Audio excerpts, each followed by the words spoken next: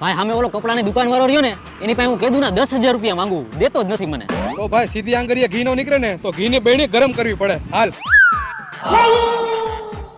જો ભાઈ આપણે આવડી દુકાન ભાડે રાખી છે અને અહીંયા કપડાની દુકાન કરવાની છે. આપણે દુબઈથી કપડા મંગાવ્યા છે અને એ કપડા આપણે અહીંયા સસ્તા ભાવમાં વેચવાના છે. અને રાજકોટમાં કોઈ કપડાની દુકાન ન કરી હોય ને એવી આપણે દુકાન કરવાની છે અહીંયા. ભાઈ કપડાની દુકાન તો મારી અહીંયા બાજુમાં જ છે. હા તો ભાઈ તમે દુકાન થોડીક આઘી કરો ને, મારે અહીંયા ધંધામાં વાંધો આવશે. જો ભાઈ કપડાની દુકાન તો અહીંયા જ થાય. તારા ધંધો કરવો હોય ને તો તું બીજે ભાડે દુકાન કરી નાખ જા. ભાઈ હું શું કામ ને બીજે ભાડે દુકાન કરું? મારે અહીંયા ઘરની દુકાન છે. એમાં એવું છે કે મેં દુબઈથી માલ મંગાવી લીધો હોય તો બધો ખર્ચો મને માથે પડે ને. તો ભાઈ તમે જે દુબઈથી માલ મંગાવ્યો ને એ તમે પાછો જવા દો, હું તમને ટ્રાન્સપોર્ટનો ખર્ચો આપી દઉં. તો લાવ 50,000. અરે ભાઈ એટલા બધા થોડા હોય, હું તમને 20,000 આપી દઉં. લાવ. ભાઈ તમે અહીંયા દુકાન તો નહીં કરો ને હવે? નહીં કરું. નીકળી ગયું ને ભાઈ ઘી બેણીમાંથી. હા હાલે તારા 10,000 રૂપિયા તું માંગતો તો એ ઓલા પાસે અને 10,000 રૂપિયા મારા વાપરવાના થઈ ગયા.